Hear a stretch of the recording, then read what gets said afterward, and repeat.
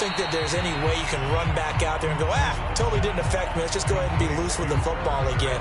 You're going to take care of it, but you have to be careful about being too cautious because now you can't run any offense at all. Still want to attack. We'll see how they attack him here. Throwing again on second down. Cousins. Oh, he's got a man wide open, complete. And they work this well upfield across the 45. A gain there of 21 yards.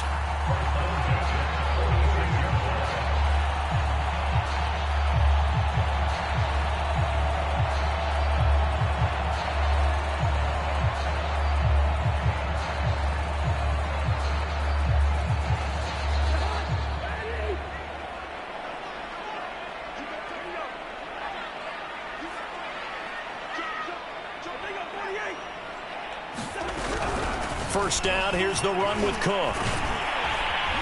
And he'll get this one across midfield and down into Steeler territory. 111 yards rushing for him so far as his terrific season continues here.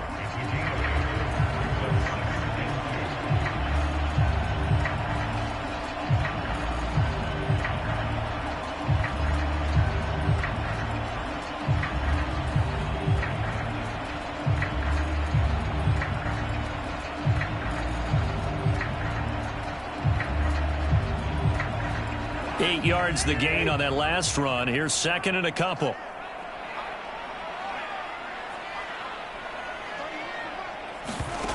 To throw is Cousins. And he'll find Thielen on the right side. And they're going to have themselves another first down as the tackle's made at the Steelers' 34-yard line. It's a gain of 11 as the Vikings pick up the first.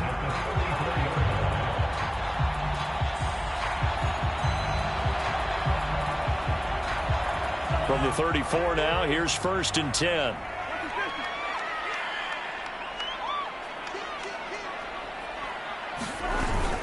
Handoff here to Nwangu. It's a 6-yard pickup, and it gets him to second and 4. That's a really nice job by them picking up the run blitz and detecting it and blocking it and turning it into a nice run. And a lot of times you think if you blitz a running play, you're going to smother it. But a lot of the blitzers, they come in a little bit high. They don't have great leverage, and they're easily blocked and turned to the side.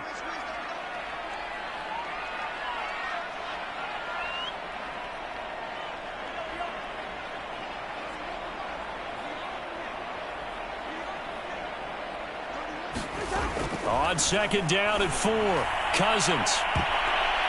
And this a leaping effort, but it's knocked away and incomplete. You get the sense that they're saying we're not playing up to what we're capable of, and we're deep enough into the game that the early jitters are long gone, that they should now have some sense of continuity and be able to make some of these plays that they have not been doing so far. Third down, Dalvin Cook.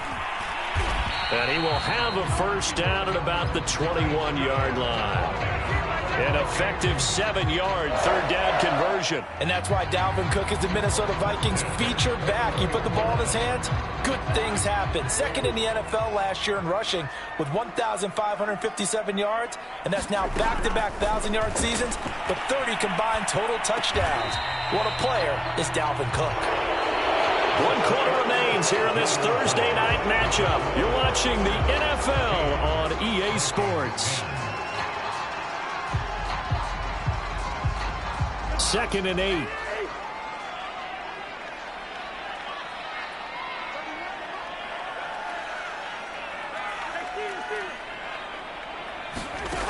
Now Cousins. Escaping the pressure right. And he just chucked that one out of bounds, out of everyone's reach. Maybe a wise call not to take a sack in this part of the field. It brings up third down.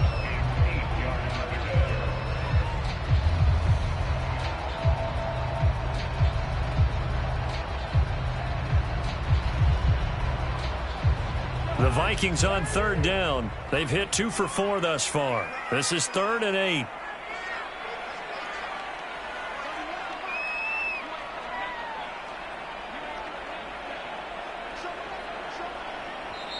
Now the Steelers use the first of their 3 timeouts. That'll leave him with 2 remaining. We'll be back after this.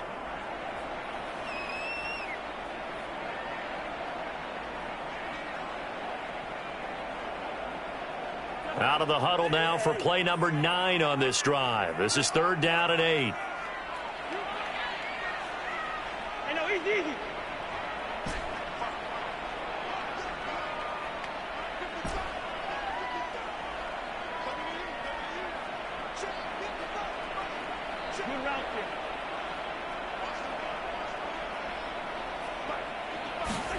Throwing is Cousins. And the 3rd interception thrown by Cousins.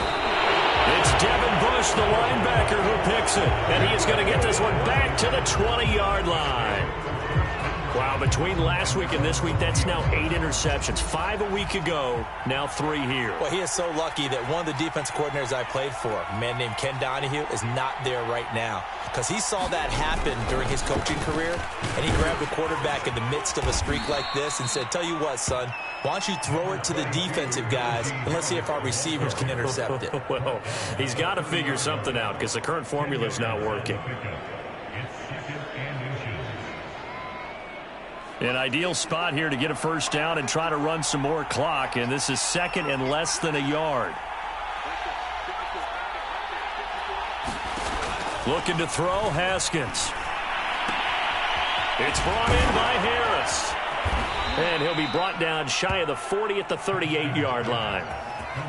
9 yards to pick up there, and it's a first down. Well, that should be a reminder defensively, and I think it's a reminder to myself because you just can't sell out to stop the run. There's still enough time that this offense can move the football through the air, even on 1st and 2nd downs, and they obviously picked the right spot to throw the ball there.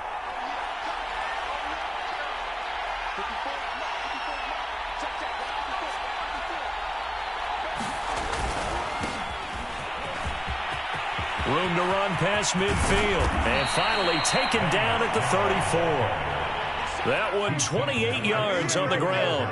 He came right off the bench. That's his first carry of the game, and he left an indelible mark on the game. Did not just bring fresh legs off the bench. He brought a fierce mind as well.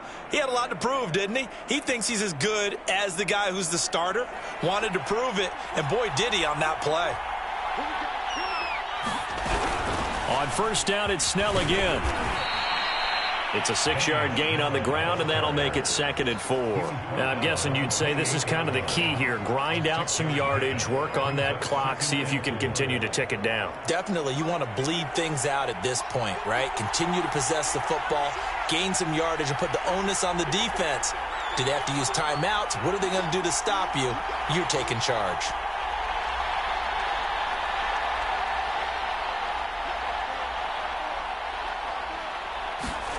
On 2nd down and 4. Haskins. Only 3 yards on the catch. It's 3rd down. Never make the mistake that the slot receivers, especially the little guys like we're watching here, are just quicker than fast. A lot of them combine quickness and speed, and they catch a lot of footballs, as we just saw there. The Vikings going to use their 3rd and final timeout. So that will leave them with no timeouts left. Still plenty of time on the clock. We'll see how that affects things here in this 4th quarter. And the Steelers on 3rd down. They're struggling. 0 for 6 thus far. They need just a yard here. It's 3rd and 1. And he will have a first down at about the 21-yard line. Only 3 there on the pickup, but that's enough to move the chains. I know this game's winding down and people are getting tired, and that's when you really want a big body guy running the football. But I have to tell you, watching him run it, I wonder why they don't use him more earlier in the game. Yeah, those bigger guys here late in the game, you're trying to protect the lead, usually not as fumble prone either. No, that is so true because they are taught. Take care of the ball as you surge forward, and you often see them with both hands wrapped around it when they go through the line. Now the Steelers use the 2nd of their 3 timeouts. That's going to leave them with just 1 remaining here in this 4th quarter. On first down, it's Harris.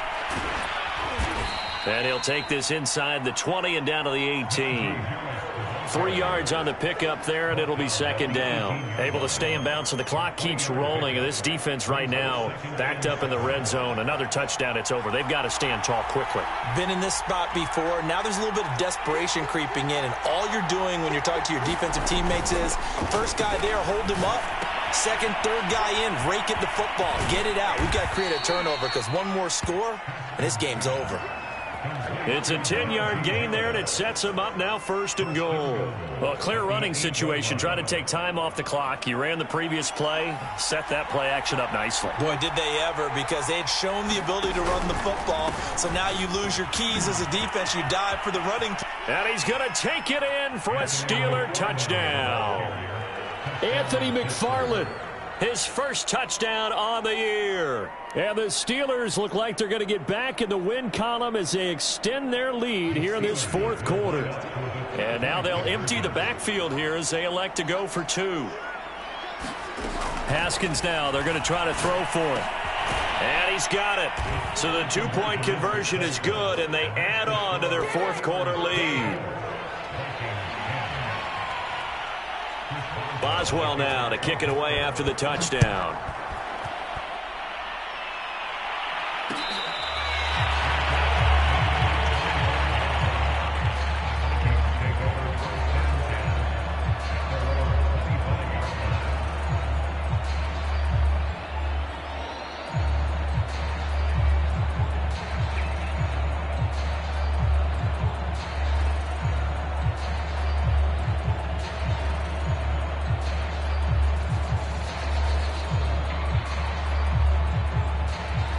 The Minnesota offense about ready to get this next drive underway. And 3 interceptions in this game. And I would have to think, I wasn't a quarterback, but number 4 is kind of, oh, you're like, and this is caught on the sideline. Are the feet in? They are. What a catch.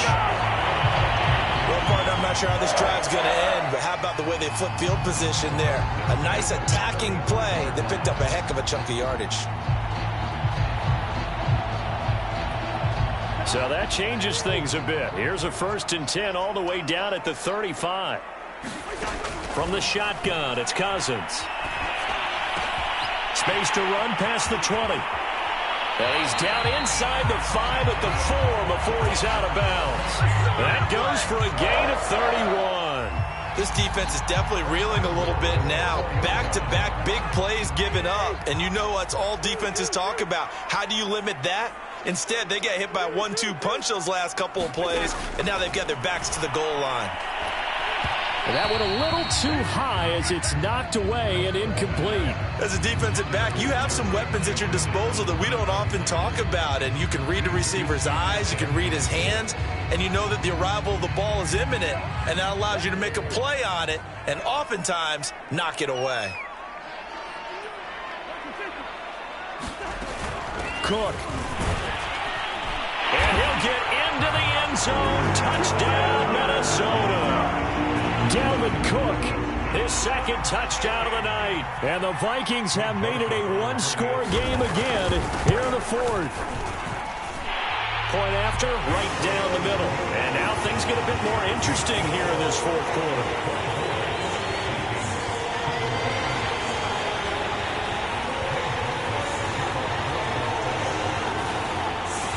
Now Joseph tees it up to kick off following the touchdown.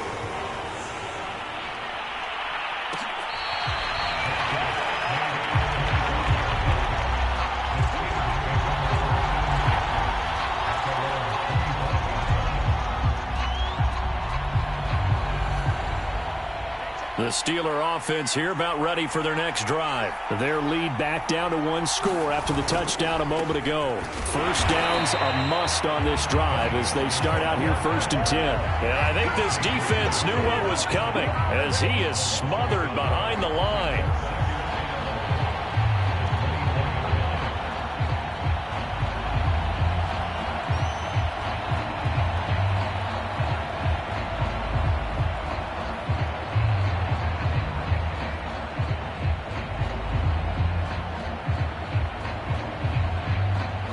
Loss of a yard there to start out. That leads to a 2nd and 11.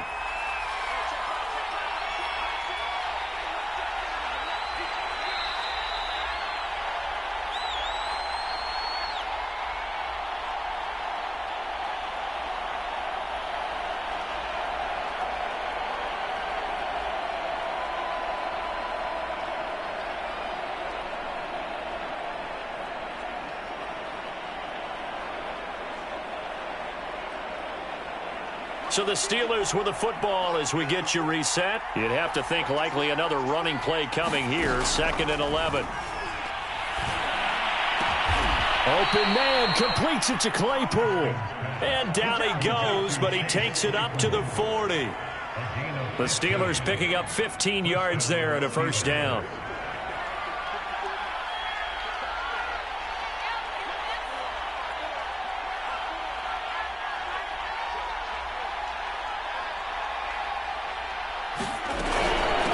They'll try and run some clock here as they keep it on the ground. And not a whole lot of room to operate there on the first down run. He gets maybe 3. So they will accept the penalty and move forward. Now they'll try to take advantage of that offsides call. Here's 1st and 5. On the handoff, it's Snell. And a minimal gain here as he's up to about the 47-yard line. Call it a gain of a couple there as it'll leave him with a 2nd and just 3.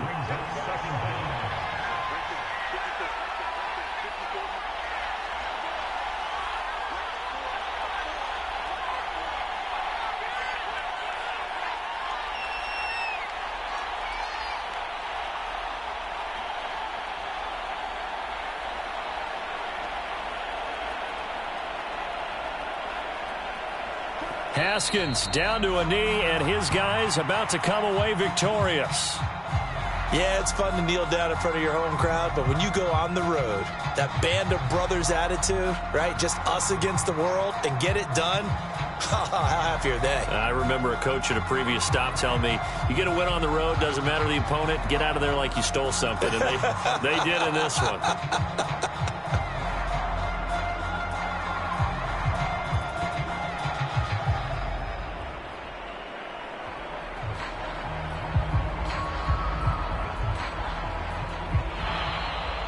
So this one in the win column for the Pittsburgh Steelers.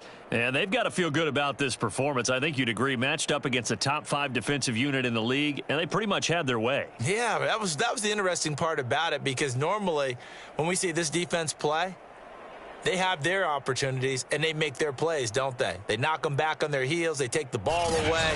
They change field position. In this case, what you said is so apt. They had their way with them, took it to them, and knocked them back on their heels and surprised the heck out of them. So for the Steelers, the win is their 5th of the year as they move to 5-8. And they'll get a few extra days to get ready for next week, where they take on the Tennessee Titans. Meanwhile, for the Vikings, it's a loss that could have implications on the playoff race as they fall to 9-4. And they'll try and turn things around next week as they have a date at Soldier Field with the Chicago Bears. I'm Brandon Gaudin. Certainly have to thank Charles Davis, my broadcast partner, and our entire crew. We'll catch you next time right here. It's the NFL on EA Sports.